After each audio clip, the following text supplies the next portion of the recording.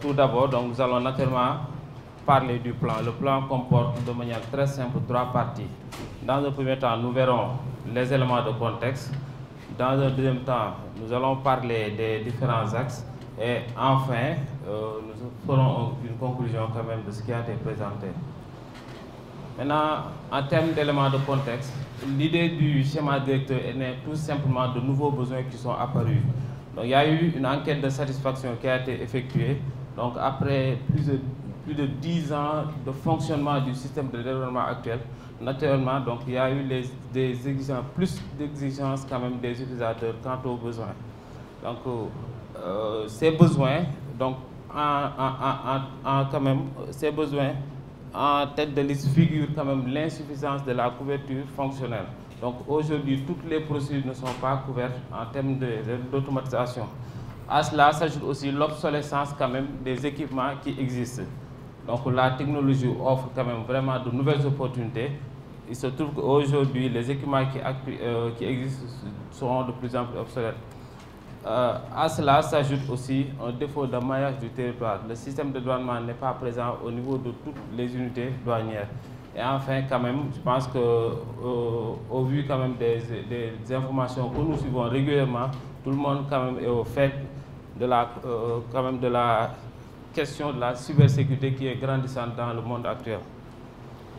Et enfin, au niveau de la direction informatique, il y a eu quand même la nécessité, le besoin d'avoir une vue quand même vraiment globale, une vue cohérente sur les actions à dérouler dans le cadre de l'exécution du plan stratégique de la Direction générale des douanes. Par rapport au deuxième point, donc, c'est au vu de tous ces besoins que s'est senti la nécessité de mettre en place un schéma directeur calqué sur 5 ans, donc de l'horizon de 2022 à 2026. Maintenant, autour de 5 axes. Le premier axe est l'automatisation et la dématérialisation intégrale des procédures de dédouanement. Le deuxième axe porte sur la haute disponibilité du système de dédouanement et la connectivité des unités douanières. Le troisième, c'est la digitalisation des services. Donc, on aura l'occasion de voir ça dans les slides suivants. Le quatrième et avant-dernier axe, c'est la gouvernance des données. Maintenant, le deuxième axe, le cinquième axe, c'est la sécurité des systèmes d'information. Vous conviendrez naturellement avec moi que aujourd'hui, la mission qui est en train de se dérouler s'inscrit dans le cadre des 2 premiers axes, l'automatisation et la dématérialisation intégrale des procédures et la haute disponibilité du système de dédouanement.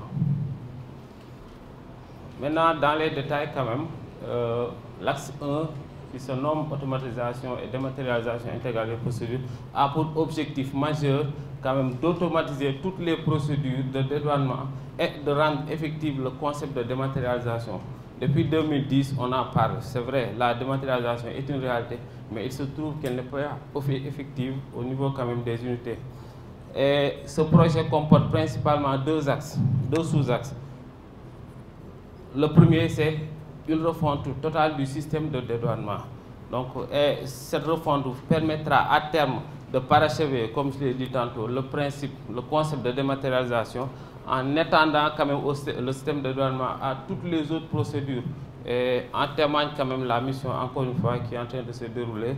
Donc, le système de dédouanement va être étendu aux unités intérieures. Et naturellement aussi, nous sommes en 2023.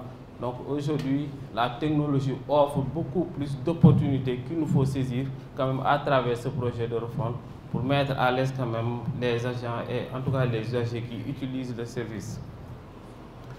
L'autre point important de ce projet de refonte et de ce projet d'automatisation est que le système, malgré le projet de refonte, le système de développement continue, vit sa vie. Donc on espère quand même qu'il mourra de sa belle mort naturellement. Mais les agents des douanes, les usagers du service sont obligés de travailler. Ils travaillent et aussi nous sommes obligés de les accompagner. Maintenant, le deuxième axe, qui est la haute disponibilité de Gaïndé et la connectivité des unités intérieures, toujours aussi dans le contexte de notre mission AFSPR, est d'assurer en des termes quand même tellement clairs, c'est d'assurer la connectivité au débit des unités douanières et de rendre le système de dédouanement disponible sur toute l'étendue du territoire. Ça rejoint le voyage dont on parlait. Maintenant, il s'agira plus spécifiquement pour cet axe de faciliter l'accès continu aux applications du système de développement, donc de permettre aux usagers d'accéder de manière continue en haut débit au système, aussi d'assurer l'équipement des unités douanières en logistique informatique adéquate. Donc on aura l'occasion quand même, pour preuve de voir ce qui a été fait au niveau de Rosso, et aussi de mettre en place des systèmes de vidéosurveillance et de contrôle. Je pense que la vidéo est revenue à peu près sur ça. Donc les unités seront dotées de systèmes de vidéosurveillance et de gestion des accès. Mais aussi, un autre point hyper important, c'est la disponibilité de l'énergie. On ne peut pas parler d'informatisation sans la disponibilité de l'énergie. Et tout cela fait partie quand même de l'axe. Et un dernier point, donc, c'est de normaliser et faire certifier les centres de données de la douane. Ce point est quand même déjà une réalité au niveau de la Direction générale des douanes. Donc le centre de données quand même est déjà certifié et normalisé. Maintenant, l'axe 3, c'est promouvoir la transformation digitale des services douaniers. Donc, qui dit informatisation ne dit pas simplement système de dédouanement. Les agents des douanes, dans leur grande majorité, n'utilisent pas le système. Tout l'effectif qui se trouve dans les services centraux, donc, ils travaillent, mais pas dans le processus de dédouanement. Donc, il y a des agents qui sont chargés de suivre, de faire ce qu'on appelle la gestion des ressources humaines. Donc, à travers cet axe, il y a la mise en place d'un système de gestion automatisée du personnel des douanes qui sera effectué. Il y a aussi une gestion électronique documentaire qui est déjà une réalité au niveau de la direction des systèmes d'information des douanes. Donc, les courriers sont complètement dématérialisés. On ne trouvera plus de papier qui sera déposé, qui sera en tout cas coté par le directeur à ses collaborateurs. Donc c'est une réalité et il est prévu dans le cadre de cette mission de présenter ce système aussi à la direction nord, en tout cas au niveau de Rosso. Il est prévu quand même à travers cet axe de mettre en place un système de gestion de la comptabilité matière. Pour comptabilité matière, on pourra entendre, il y a beaucoup de matières qui ont été acquis. On a parlé de véhicules, on a parlé de matériel, d'équipement. Donc, l'idée, c'est quand même d'assurer une bonne gestion de cette comptabilité matière. À cela s'ajoute aussi, donc, la douane dispose d'un centre médico-social. Donc, il y a un projet quand même d'informatiser la gestion de ce centre médico. Et il y a aussi beaucoup d'autres projets. Et je pense qu'il faut retenir à travers cet axe que donc, la douane n'est pas seulement du dédouanement. Et l'idée quand même, c'est d'étendre l'informatisation aux autres processus. Le quatrième axe est la gouvernance des données. On ne peut pas parler de système d'information sans une bonne gestion efficace des données. Aujourd'hui, les données constituent la richesse majeure. Parce que nous tous, nous utilisons nos tablettes, nos téléphones. Donc on est très à l'aise. Pourquoi? Parce que derrière, les concepteurs ont pu bien gérer, exploiter les données. Je me connecte, j'ai un nouveau téléphone, j'ai 2000 contacts. Lorsque je perds mon téléphone, j'achète un nouveau, je récupère tous mes contacts. Je suis très content, j'ai le confort, mais c'est parce que derrière, il y a une très bonne gestion efficace des données qui a été faite. Et c'est à travers cet axe que la douane vise, dans son schéma directeur, à assurer une bonne disponibilité, la sécurité, la qualité et la traçabilité. Donc, plus spécifiquement, il s'agira de définir et de mettre en place une bonne politique de gestion des données permettant d'assurer leur qualité, leur sécurité et la traçabilité. Et cela ne sera possible que si on mettra en place une banque de données. On parle de data lake ou lac de données. Et naturellement, quand même, pour tout système, il faudra assurer un bon dispositif d'audit, d'évaluation.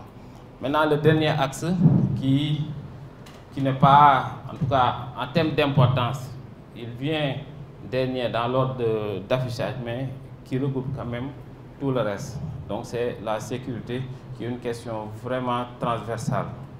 Donc, le premier sous-point, c'est un audit. Aujourd'hui, au moment où l'on parle, on a démarré au niveau de la direction des systèmes d'information un audit avec un cabinet d'expertise. Le but de l'exercice étant quand même de pouvoir détecter les éventuelles failles en vue quand même de... C'est un exercice d'auto-amélioration.